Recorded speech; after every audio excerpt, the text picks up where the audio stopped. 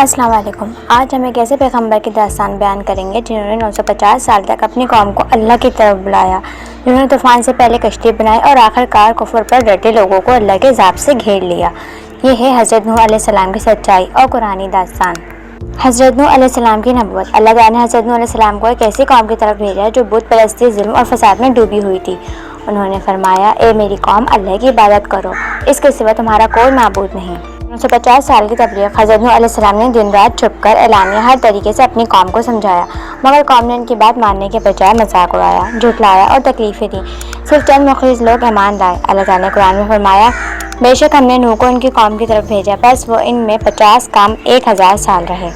عذاب کا اعلان۔ جب نوح کی قوم نے حد سے زیادہ انکار کیا تو نوح نے اللہ سے فریاد کی، اے میرے رب، زمین پر کسی کافر کو باقی نہ چھوڑ۔ تب اللہ نے حکم دیا کہ کشتی بنا اور جو ایمان لائے ہیں ان کو اور جانوروں کے جوڑے ساتھ لے لو۔ کشتی کی تیاری۔ حضرت نوح علیہ السلام ایک پہاڑی علاقے میں کشتی بنانے لگے۔ قوم کے لوگ مذاق اڑاتے، کہتے پانی کہاں ہے، لیکن حضرت نوح علیہ السلام کو اللہ کا وعدہ تھا، ہم ظالموں کو ہلاک کریں گے اور مومنوں کو نجات دیں گے۔ طوفان کا آغاز۔ پھر ایک دن زمین سے پانی ابلنے لگا، آسمان سے بارش برسنے لگی، پانی بڑھتا گیا، یہاں تک کہ پہاڑ بھی ڈوب گئے۔ نوح کی کشتی میں سوار لوگ محفوظ رہے، باقی پوری قوم تباہ ہو گئی۔ حضرت نوح علیہ السلام کا بیٹا۔ حضرت نوح علیہ السلام نے اپنے بیٹے کو آواز دی کہ کشتی پر سوار ہو جاؤ، مگر اس نے انکار کیا، پہاڑ پر چڑھنے لگا۔ اللہ نے فرمایا، آج اللہ کے حکم سے کوئی بچانے والا نہیں، پھر وہ بھی ڈوب گیا۔ یہ سبق ہے کہ نسب نہیں، ایمان بچاتا ہے۔ جب زمین اور آسمان نے اپنا کام پورا کیا، اللہ نے حکم دیا، اے زمین اپنا پانی نگل لے اور اے آسمان تھم جا۔ پھر کشتی جو تھی پہاڑ پر جا کر ٹھہر گئی۔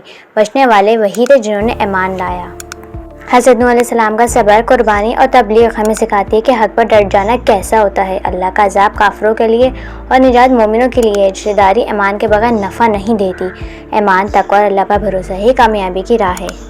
یہ قصہ صرف ایک کہانی نہیں بلکہ قیامت تک کے انسانوں کے لیے سبق ہے۔ اگر آپ کو ویڈیو پسند آئی ہو تو لائک، سبسکرائب اور شیئر ضرور کریں تاکہ پیغام زیادہ سے زیادہ لوگوں تک پہنچے۔